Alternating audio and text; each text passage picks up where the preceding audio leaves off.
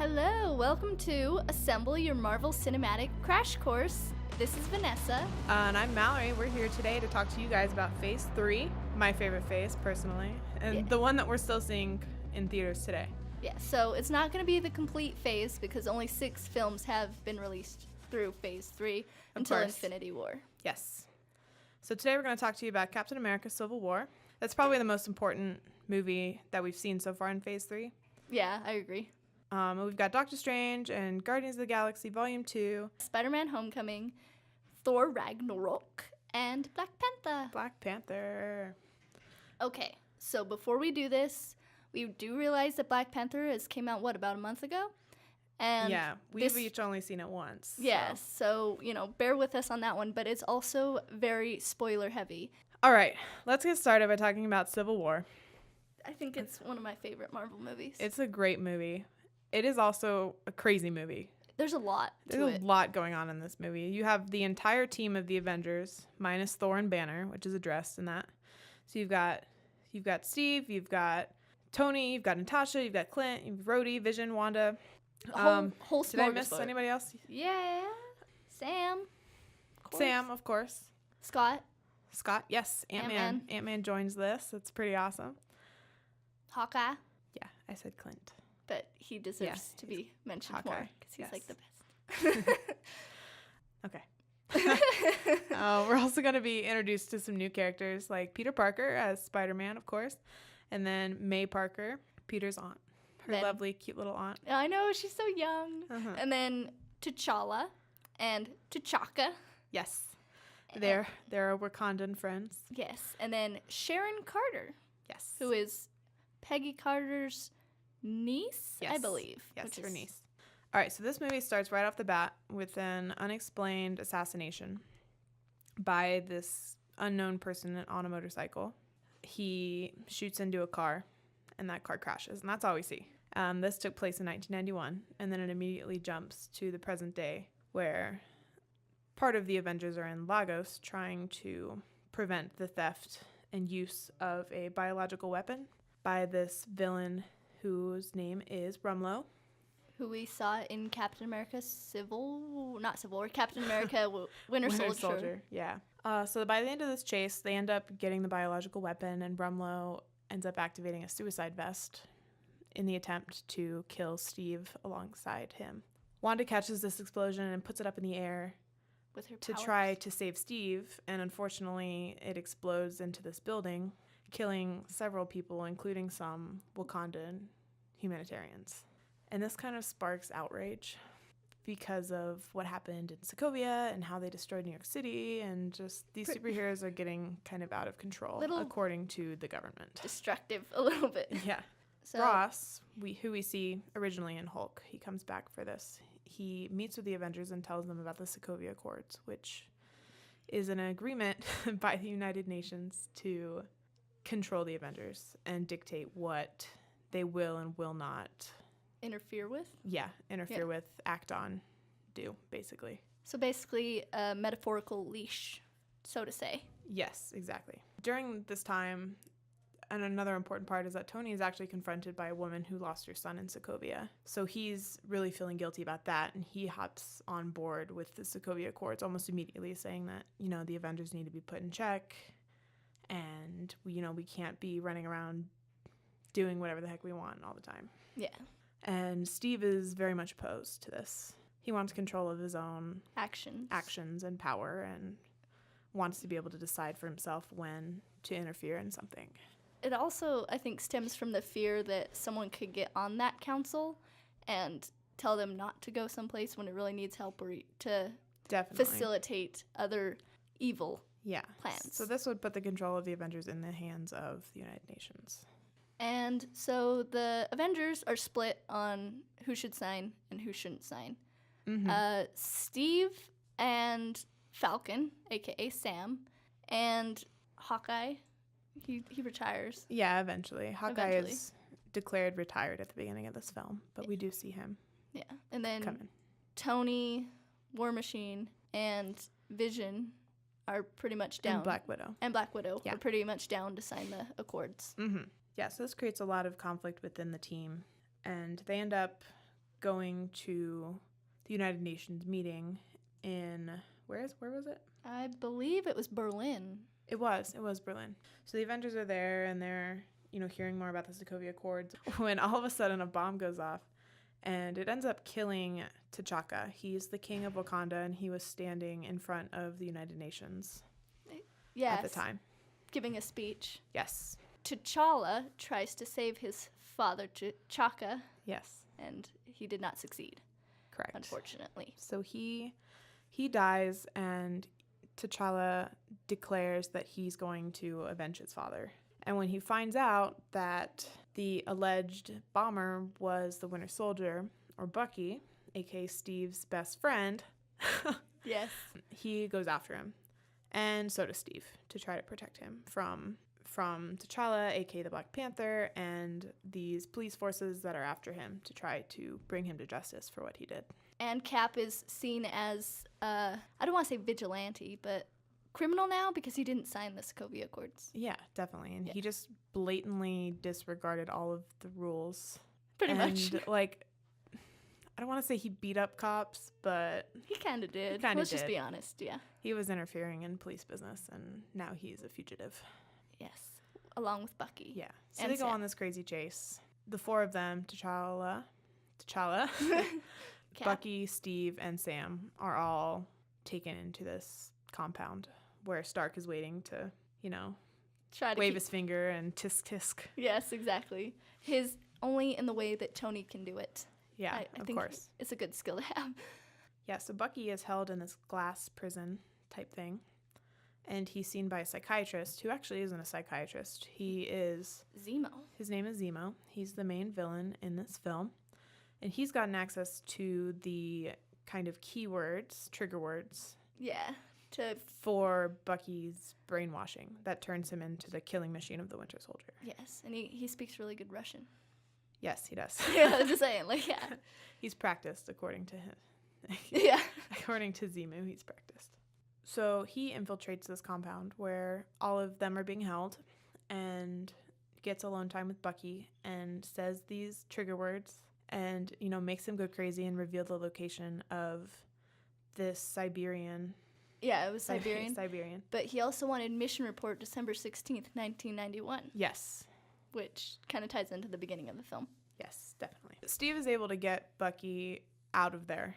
He goes with Sam and takes Bucky, and they're trying to get away. And during this time, Bucky tells Steve about these other Winter Soldiers that are being held in this Siberian Hydra base. And Steve decides that they need to go there. To protect the world. Yeah. Yeah. They're heading to the airport with the help of Sharon, who gives them back all of their equipment. And when they make it to the airport, they kind of recon with Clint as Hawkeye, who brought along Wanda. Wanda had been being held kind of captive in the Avengers headquarters. Which has like a lap pool, of course. It's not really a prison. By Vision. He was kind of not letting her leave. They get another friend to help him out. A new friend. Clint and Wanda stop and pick up Scott. Who is also known as Ant-Man, on the way there. And they are headed to Siberia. But before they can get on their aircraft to go there, guess who shows up? The rest of the Avengers. What? Accompanied by Spider-Man. Yeah, Spider-Man. We get a cool scene of Tony Stark talking with Peter Parker and May Parker. Saying, like, what his responsibilities are and, like, how he feels responsible if something happens, which kind of correlates, when you think about it, that he would be on Cap's side and not really Tony's. Yeah, definitely. If Tony wasn't Peter's mentor, then he would have totally been on Cap's side. I agree. So they have this epic fight in the airport where you see all of the heroes. They're battling each other, but, like, they're taking care to, like, not injure each other. I know, which I thought was really weird. It's kind of silly, but it's a lot of fun. And you see Peter Parker's antics for the first time in this quips. Universe. And of course, Ant-Man is hilarious. Oh, I love Ant-Man. Just all the antics are great until Sam and Tony and Rhodey fly off. And Vision shoots a light beam out of his head? Yeah. I don't know what to call it. Like a light beam out of the Infinity Stone on his forehead, and it ends up hitting Rhodey. And Rhodey kind of plummets to the ground. And it's like the cringiest crunch thud when he hits the ground. Yeah. So, and then back inside the airport, you see the Black Panther chasing Steve and Bucky, but Natasha eventually coming through and helping them get onto a plane to take them to Siberia. Such a double agent. Like, why wouldn't you think that? Yeah, for sure. And they get on the plane and start heading to Siberia. Yes. And unfortunately, the other Avengers who were helping Bucky and Cap were unfortunately captured and taken to the raft, which is like this super high-tech prison-y thing where they put superhuman people, which is stupid. It's a superhero prison, basically. And then Tony actually learns that, hey, they are actually trying to stop something bigger, and Bucky was innocent in that. Yes, Bucky was framed. We find out that it was actually Zemu, that they found prosthetics that looked like Bucky's face. You know, it was kind of realized that he was framed, and Bucky is actually innocent. So Tony ends up going to Siberia as well to kind of apologize, but he doesn't actually say, I'm sorry. Yeah. Vanessa and I were talking earlier about how most of the rest of this film could be avoided if, you know, men would actually talk to each other and say sorry. And be, like, honest with each other about the information that they know. Yeah, exactly. But, of course, no. That didn't happen. So what happened, Mallory?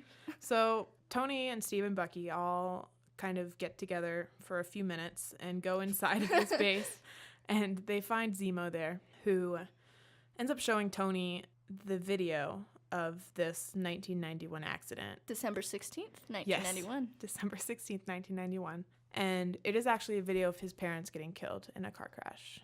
Who kills the parents? The Winter Soldier kills his parents. The gasp. And of course, this enrages Tony, and Tony, like, confronts Cap. He's like, did you know about this? And Cap's basically like, yeah, I didn't know it was him. It wasn't technically him because he was brainwashed. Yeah. But he definitely knew that Hydra did it and that the Winter Soldier was involved. So Tony kind of goes off the deep end, trying to kill Bucky. Yeah. Avenge his parents and kill Bucky. And of course, Steve doesn't want that to happen, so he's fighting Tony to not kill Bucky. So this whole thing is like, it's so sad. It's such a sad fight. Yeah. Because they beat the crap out of each other, and Tony's left like gasping and just struggling for breath at the end. The thing that rips my heart out is when Cap was all like, he's my friend, and Tony's like, so was I. I was like, yeah, I'm like, oh man. It's just so emotional because you can tell that they don't want to be doing this, but they've kind of been left with no alternative, I guess. So Bucky also loses his metal arm in this fight. Sheared off with the arc reactor. Yes. So Steve and Bucky flee to who knows where, and, you know, Tony makes it back to help Rhodey recover from his injuries, who did not die, fortunately. And Cap ends up leaving him this old flip phone. Yeah. And says that, I forget his exact words, but he's like, you know, like, I know we fight, but if you never need me, I'll be there. Aw.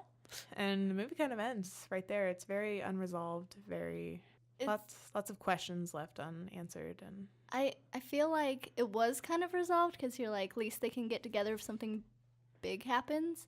But I was also just like, my heart was torn because I was like, definitely, it's their family. Mm-hmm. And then Cap actually rescues all the people from the raft. Yes. At the end. Yes, he does. Yeah, so they were actually getting treated really horrible, I think. Only because it's like when you look at the cinematography, they had like bruises and things that they didn't have right after the fight. Which I understand, like, bruises take a while, but these were like deep bruises, so you feel like you'd at least see a little bit. Yeah, I did not catch on to that, but so I that think is they interesting. Were torturing him, and then Scarlet Witch had like this weird collar thing, so they're not good people. So yeah, I think it is Cap, lucky that... I'm going to put a stand in this. I think Cap was in the right. Yeah. I'm going to get a lot of hate in the comments, but yeah. Yeah, and then Ross calls Tony, and Tony's like, oh, let me put you on hold. It's like, I like watching the light blink. So Tony helped Cap in his own little way. And weird Tony Stark way. Yeah. And then what was the post-credit scene in this one? In the end credit scene, we see T'Challa and Steve, and Bucky, all kind of gathered around. T'Challa's kind of apologizes for trying to kill him. Trying to kill the wrong man. And Bucky kind of acknowledges his faults and that he can't control his mind when these trigger words are used, and he decides that it would be best for him to go back under or to be frozen again until they can find him. And at the end, it's awesome. They zoom out and then they like zoom back in on this giant panther rock that we come to know as Wakanda. And then in the final post-credit scene, it's a lot more lighthearted. We see Peter Parker kind of playing around with something that Tony has given him. What could it be? Spider suit. Mm-hmm. All right. Well, now that we've talked about Civil War, I think we're ready to move on to Doctor Strange. Yes, one of the only films in the Marvel Cinematic Universe that actually goes into the mystical things rather than people gaining abilities. Right. Which, I mean, when you think about it, it's technically mystical, but more into the realm of mystics. Doctor Strange came out in 2016, and it stars the very popular Benedict Cumberbatch as Doctor Strange himself. And we don't really meet any other super important characters, at least that we've kind of know so far. But there are a couple. There's Carl Mordo, who we'll tell you about, and the Ancient One. So Stephen Strange is a astound surgeon. He's incredibly arrogant, but he's really good. Yeah. Well, I guess it's not really arrogance if you're really good at it, but there's just no humble bone in his body. Yeah.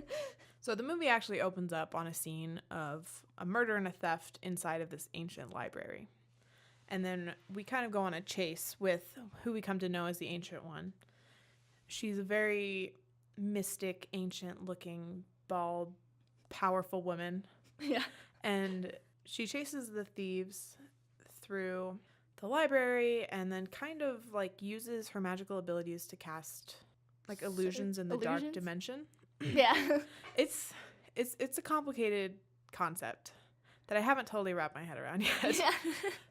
But there's this scene where all of the buildings are warping and it's incredibly beautiful, but it's just incredibly confusing at the same time. It's kind of like Inception. If you've seen Inception, it's kind of like that. Yeah. Yeah. That's a very good way to describe that. So we meet Doctor Strange, and he is injured in a car accident almost immediately into the movie. He can't use his hands. He cannot use his hands, so he cannot be a surgeon anymore. And this devastates him because being a surgeon is like all he has. And buku bucks. That's a lot. Yeah. So he spends all of his time and all of his money on all of these different surgeries trying to fix his hands so he can work again. And so he can write again. And so he can eat with a fork again. Yeah. Like, it's incredibly sad. And we see him definitely learn a lot about himself and his flaws. So he meets this man who tells Strange about the Ancient One and this place that he went in Nepal that taught him to use this power to help him walk again. So, of course, hearing this, Doctor Strange, who's gone through all of these surgeries and is out of money now, he goes to Nepal. And he meets Carl Mordo. And he takes him to the Ancient One. And being the arrogant Doctor Strange, the Ancient One kind of throws him for a loop. This is that scene where he's like being thrown through different dimensions and all sorts of things. Yeah, Mystic. it's crazy. Yeah, and then of course he wants to learn because he's, kind of wants that power for himself, I think. Yeah, so she's like showing him just how much power she has and just how much is there to kind of offer him. More of like, he didn't believe in the mystics or anything. He thought it was like a remedy or something. Like, no, it's like, this isn't science. This is magic. And magic doesn't exist. Like, yeah. And the Ancient One's like, yeah, you thought. Yeah. So she eventually agrees to train him. And of course he struggles with that because he goes from being Mr. Science to having to accept all of these things that he doesn't believe. And she kind of basically, like, to make him learn, kind of just puts him on a cliff. And it's kind of like, hey, you're going to freeze to death. Yeah, eventually she just throws him on the mountaintop and says, okay, you got to teleport back. Or you're going to die. Yeah. And then, so he is successful, and that's one of the first times that he's actually ever done it. Eventually, he kind of runs out of time to train and read up. He's been in the ancient library reading about this magic and these powers, and he also learns how to use the Eye of Agamotto. Yes. Which is actually powered by the Time Stone and allows him to control time. The Infinity Stone. Yes. Yes. It is an infinity stone. And then he runs out of time when... No pun intended. Because, yeah. When this group that had stolen this ancient text in the beginning of the movie starts to destroy these sanctums. And sanctums are incredibly important because it protects the earth from Mystical threats from other dimensions and other mystical threats. And then there's Caecilius, who is like the main leader of the bad group. And he's basically a worshiper of Dormammu, who's like of the dark dimension. Yeah. Which... Yeah, so they start destroying sanctums. Yes. And they obliterate the London sanctum, and then they head for New York, where they, kill the guard that's there. But luckily, Doctor Strange is there to kind of hold them off until the Ancient One can get there. Yeah, and then he gets a fancy, cute little cloak that has a mind of its own. Yeah. So he ends up befriending this cloak of levitation that helps ward off this threat, yeah. And just kind of becomes his little companion. So cute. Yeah. And then the Ancient One is badly wounded in this fight. Yeah, she's hurt real bad, so... And then it's kind of revealed that, she's lived so long and stuff because she's been tapping into the dark dimension. Yeah, she's been using energy from the dark dimension to stay alive all these years. And that really upsets Mordo. He kind of goes off the deep end, I think. He becomes... Yeah, it doesn't quite set in just yet. Yeah. He goes with Doctor Strange to Hong Kong, to the last remaining sanctum, to try to stop its destruction. And when they get there, it's already kind of destroyed. So he has to use the Eye of Agamotto to kind of roll back time. And eventually they do end up saving the sanctum and restoring the New York and London ones. And then he goes into the dark dimension and then goes against Dormammu.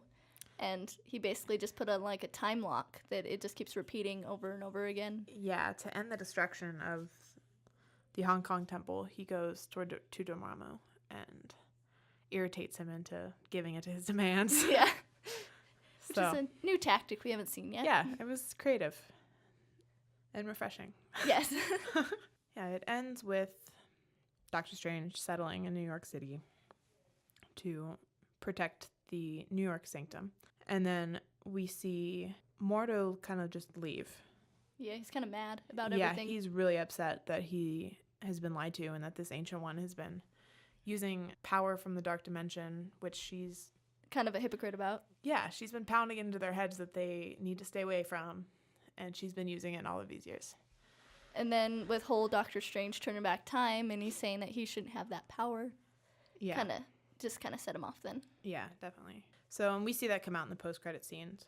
Mordo confronts the man who had been paralyzed that Strange talked to at the beginning of the movie and takes away that magic and says, Earth has too many sorcerers. Like, he kind of goes off, and we don't exactly know what that's going to lead to, but it will be interesting to find out.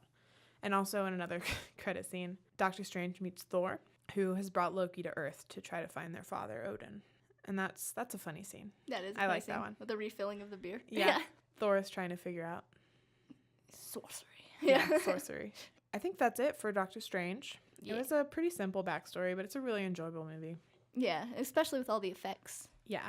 I think we are ready to move on to Guardians Volume 2. I love Guardians of the Galaxy. It's great.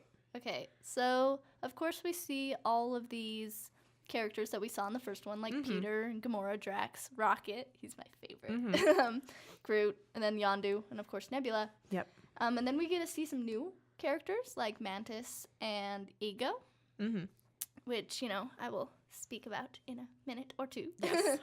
So the movie starts off with the Guardians trying to fight this monster creature, that is trying to take all of the powerful batteries from the sovereign race, which is like golden people that think they're better than everyone else. Oh, yeah. They're incredibly pretentious. Yes, exactly. So, of course, they fight the monster, and they defeat the monster. Yay, because Guardians. Yeah. But while doing that, Rocket sneaks away with some batteries that he probably shouldn't have taken. Of course. And they say, hey, thanks for, saving our batteries. And they leave, of course. But Then the Sovereign race finds out that Rocket took some batteries. And Yeah. of course they're not too happy, and they get in their spaceships that aren't really spaceships. It's more like an arcade game. They're like drones. Yeah, but they're I got more of an arcadey feel. That, Okay. because everyone's like, Yeah. But, and trying to take down the Guardians' ship. It's also important to note that the Sovereign race, these gold people, gave the Guardians Nebula, Gamora's sister and daughter of Thanos, Yes. to the Guardians in exchange for their protection. Yes. My bad. Yeah, that's good. And the Guardians are forced into an asteroid field to get rid of all of these different ships that are coming at them.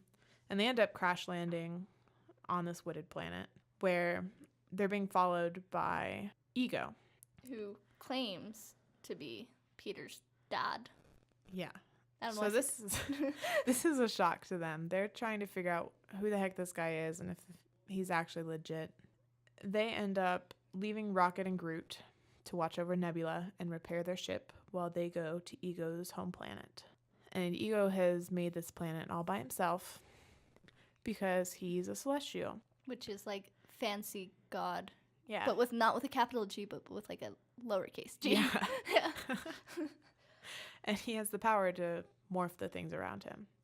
And he reveals to Peter, since he is his father, that he's a half celestial and that he has those powers too. So there's this cute little scene where he and his dad are like playing catch with a weird energy orb. Yeah. And everything's happy for now.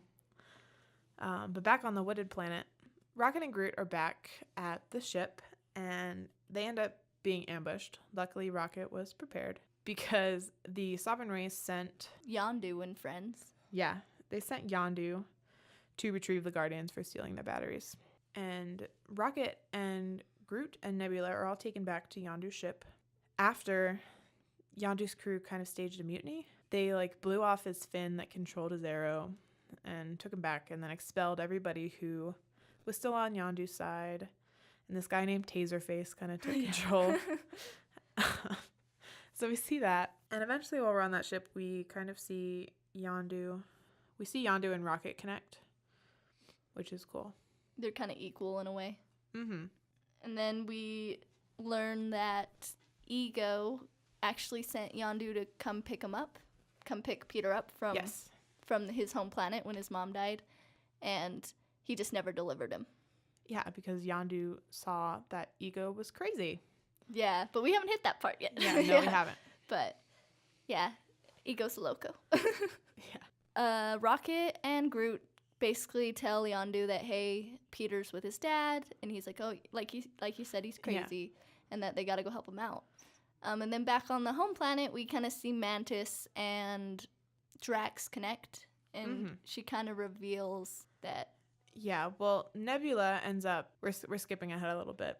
Back on Yondu's ship, Yondu, Rocket, and Groot all escape, but not before killing every single person on board with his arrow that he was able to control once again thanks to a new fin. And they take off to Ego's planet to help Peter because Yondu knows how crazy Ego is.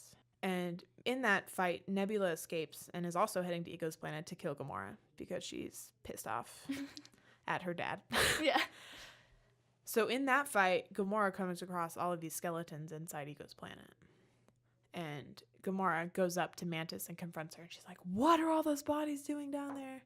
And then eventually Mantis kind of spills the beans. And she's like, they're his children. yeah. That was dramatic. It's so creepy. So they realize that they're in trouble. And Peter especially is in trouble. And he's with his father talking about his life and his mother. And Ego kind of reveals that he was the one that gave Peter's mother cancer. And he freaks out. Oh, yeah. Yeah. Peter ends up shooting Ego several times. And, of course, it doesn't hurt him because he's celestial. But he gets real upset at Peter. And he's like, okay, I guess if you're not going to join me. I'll use you as my battery for 1,000 years. Yeah. And he is fated to become one of those skeletons inside of Ego's planet if he doesn't get some help. So, luckily, he's got the rest of the Guardians and Yondu and now Mantis on his side, and they go to fight this planet. Yeah. Planet fighting, Yes. And then they actually destroy Ego after this big, huge fight. And they actually escape thanks to the sacrifice of Yondu. And we come to find out that Yondu saw Peter as his son and not just a skinny kid that they can fit into places for good for thieving. Yeah. Got me every time. I'm like... I know, that was such a sad part. Like, poor Peter. This series has kind of made you have such conflicting feelings on Yondu, like, the whole time. Yeah. And then once you get, like, halfway through this movie, you're like, he was a good guy. I know, and I was like, he's not even technically a real real guardian because he dies halfway through. Yeah. So they end up escaping, and Mantis actually joins their crew as one of the guardians. You want to tell us about the post-credit scenes? Yeah, so Kraglin, who is one of the crew that was loyal to Yondu, survived, and he decides to take up the mantle, I guess you could say, of the Finn to learn how to do the fancy flying arrow thing. Yeah. And while doing this, he accidentally shoots Drax in the butt. Yeah. So he's not very good at it. And then we come to find out that they give Yondu a funeral, and all the Ravagers show up. So in the end, he was an actual good guy, and the Ravagers accepted him for who he was. Yes. And one thing I did notice in that is that one of those Ravagers is actually using magic, like in Doctor Strange. Oh, really? Yeah. I never noticed that one. I noticed the one that was Miley Cyrus, though, and I was kind of angry. So, and then we also see an end credit scene where Groot, baby Groot, because he's been baby this entire time, is now a teenager, and he's kind of a rebellious teen, and Peter... He's got the teenage attitude. Yeah, and Peter's like, I know how Yondu felt. So... And finally, we got like 4 end credit scenes in this movie. Yeah. We see the High Priestess of the Sovereign race. She's real upset that the Guardians got away, and she reveals this new and improved being that she names Adam, that is purposed to destroy the Guardians of the Galaxy.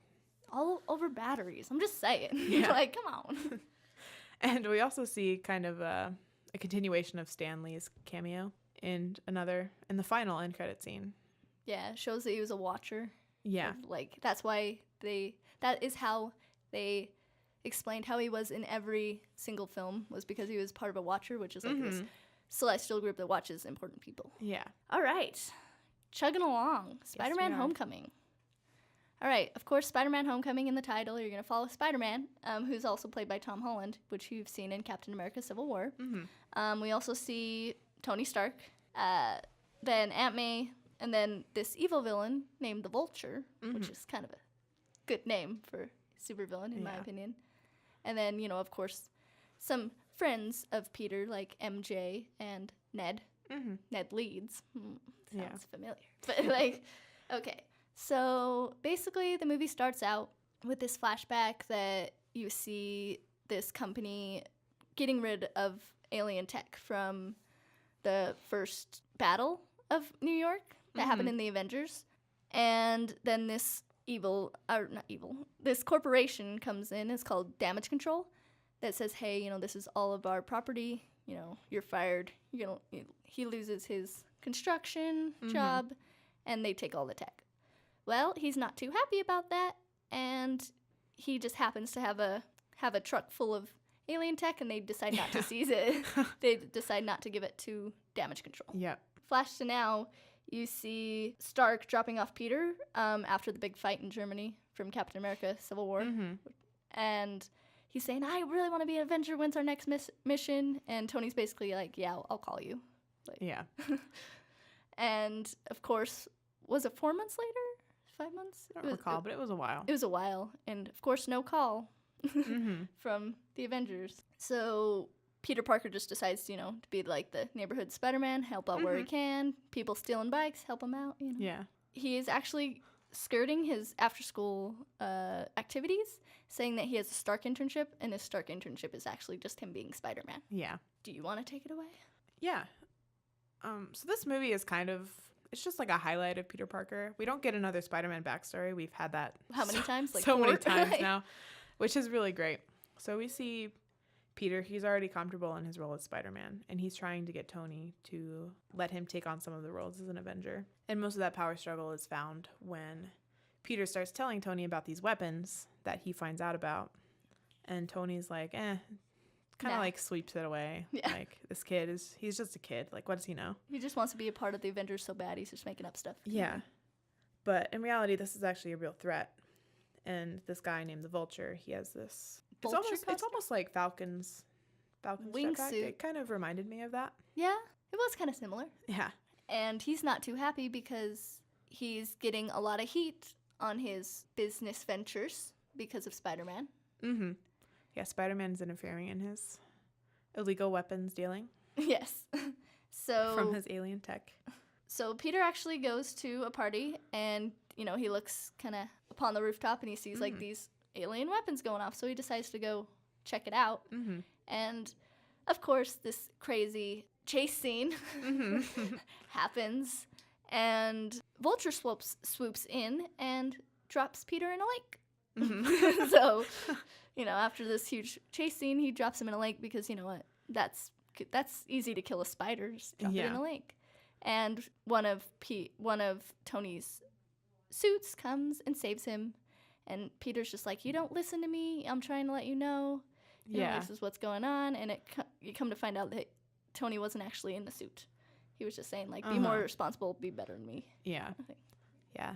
But, of course, Peter's not going to listen because he's a teenager. Yes, of course. So he's trying to get as much information about these illegal weapons as he can, and he steals some, like, bombs from them, basically. Well, he finds it more. Yeah. But he ends up going to D.C. on a field trip, air quotes. Decathlon team. Yeah, to go on his own little Spider-Man mission. Try to get to the bottom of this, and, of course, that ends poorly. Yeah. So he ends up kind of ditching his friends while also simultaneously saving his friends because they don't know he's Spider-Man. Yeah, except for Ned. Yeah, Ned is the only person who knows about Spider-Man. Other than Tony. Other than the Avengers, of course. And Ned thought it was a great idea to bring this alien tech with him to the Washington Monument. And he went through an x-ray machine, and of course that activates the alien tech because of radiation. Yeah. And basically, like, blows a hole in the elevator. Yeah, so Spider-Man saves them, and eventually, because he's been doing so much, of course, Homecoming is coming up. It's the name of the movie, and he ends up asking out Liz. Come to find out, Liz is the Vulture's daughter. Like, that's just crappy luck.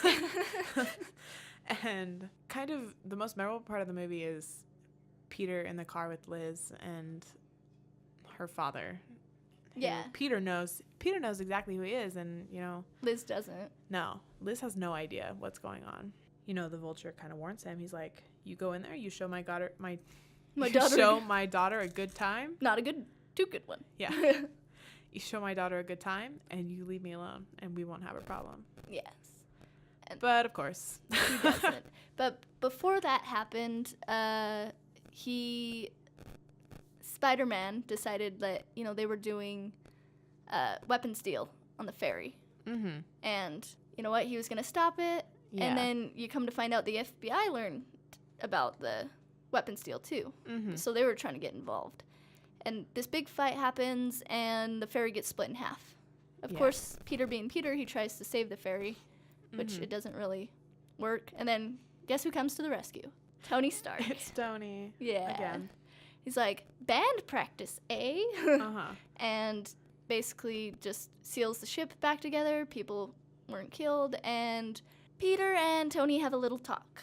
Mm-hmm. And Tony basically says, hey, I'm taking away the suit. You're not responsible enough. And Peter's reply was, I'm nothing without my suit. And Tony's like, I thought that too, but you have to be more than your suit. Yeah. So, and then when the confrontation with Vulture, he did not have a suit. Yeah. Yeah, and he kicks butt in that final scene. Yes. Like that final fight. Because they were trying to steal the airplane from Avengers Tower. Yeah, they were trying to steal all of the confiscated materials from that fight that were being loaded up onto one of the helicarriers. Yeah.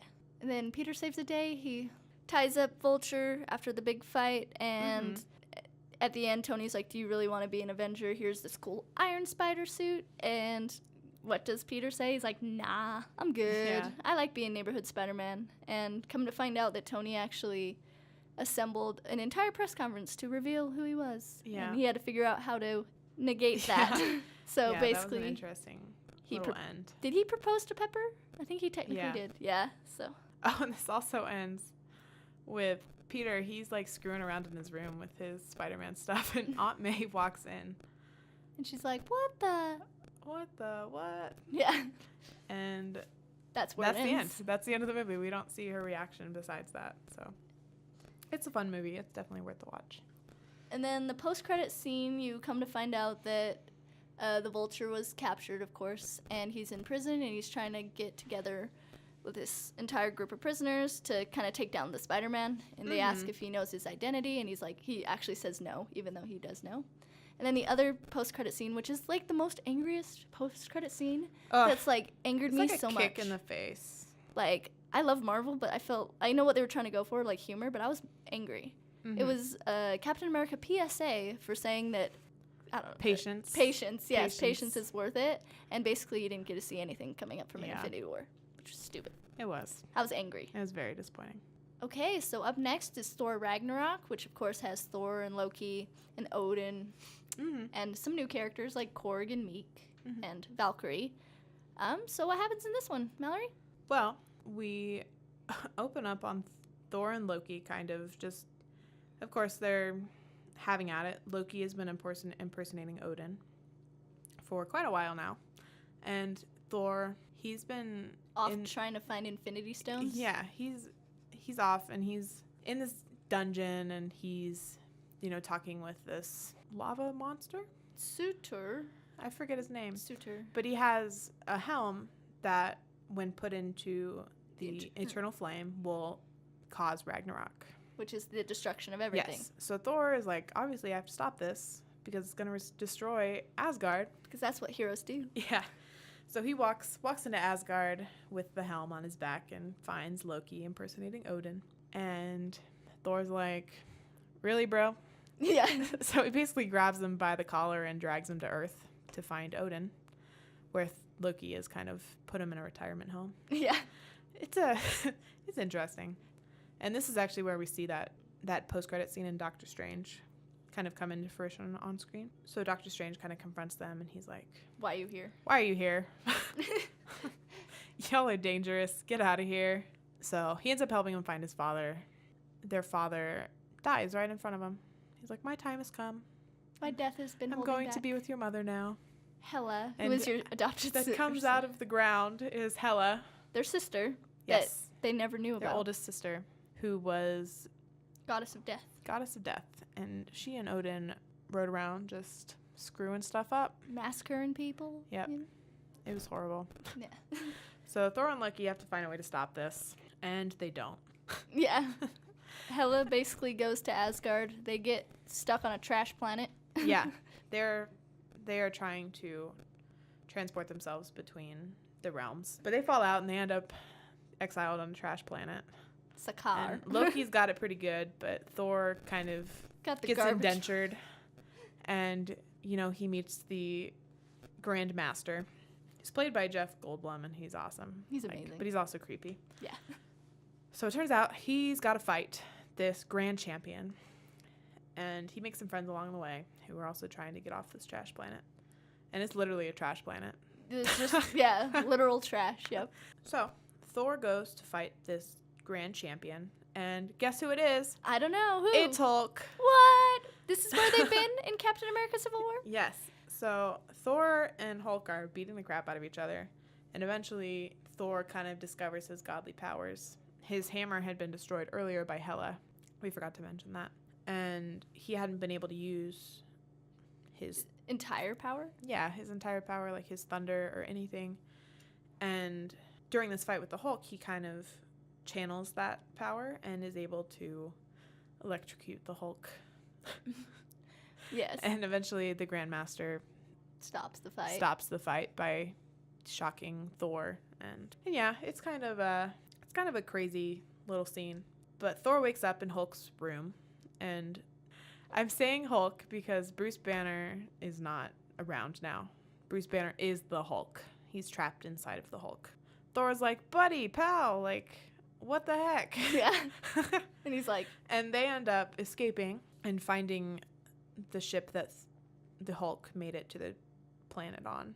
And it's there where Thor is able to get Banner back. By seeing a video of Natasha. Yeah, by seeing that video that we see in Age of Ultron of Natasha. And then Hela's wreaking havoc on Asgard. Yeah. Yeah, so of course Thor is like, oh my gosh, my planet is being destroyed. So he recruits Banner and Loki. And Valkyrie. And Valkyrie, who is a ancient Asgardian Valkyrie. Asgardian warrior. Who's basically become a drunk, and she didn't want to deal with it because she became a drunk because of Hela. Because she killed all of her buddies. Yeah. But now. Yeah, so they go back to Asgard and confront Hela, and they realize that they can't stop her. But guess what can? Ragnarok. Yeah. Ragnarok. So they round up all the people of Asgard and put them on a giant ship. And Loki goes in and puts the helm into the Eternal Flame, where all of Odin's treasures are held. Like the Tesseract. And the Infinity Gauntlet, which Hela claims to be fake. Which probably is, yeah. And several of his other goodies. So Loki puts the crown in the Eternal Flame. He puts it in the Eternal Flame. And Surtur, I think that's his name. Yeah, he comes back and wrecks everything. Asgard. He thinks he's doing so great, too. He's like, I'm destroying him. But all of the Asgardians have been moved, and they are on their way to settle again in Earth. Yes. And then we come to find out that Asgard is not a place, it's a people. Yes, that is kind of the moral of the whole story. Yes. So they're moving to Norway. And then Hela and Surtur are battling it out, and I think she dies. Yeah. They didn't really allude to that, but I'm pretty sure she's dead. Yeah. Hope so. She was scary. Yeah. And then, so the end credit scene to that one is actually really important. Because Loki wants to know if he's going to be, accepted to Earth. And Loki's like, yeah, bro, you are. Everyone loves you. And we come to find out when they zoom out, we see a huge ship. And we come to find out, inference-wise, that it's Thanos' ship. Because it seems that Loki might have took something that he shouldn't have taken, like the Tesseract. So, yeah. All right. So after Thor Ragnarok, we have Black Panther. And lucky for y'all, we're not going to talk about Black Panther today. We're going to give you guys one more week to go see it in theaters before we spoil it for you. Yeah, so you guys can't claim that we spoiled it. Yeah. We're giving you one more week. Yeah. So join us next week. We're going to talk about Black Panther, and then we're going to talk about our hype for Infinity Wars, because both of us are so excited. We are, so much that we're, worried about it now. Yeah. So we're going to recap everything that we've talked about a little bit, and we're going to share our excitement for Infinity War with you guys. So Yep. join us next week. Thanks for tuning in. Like, comment, and subscribe.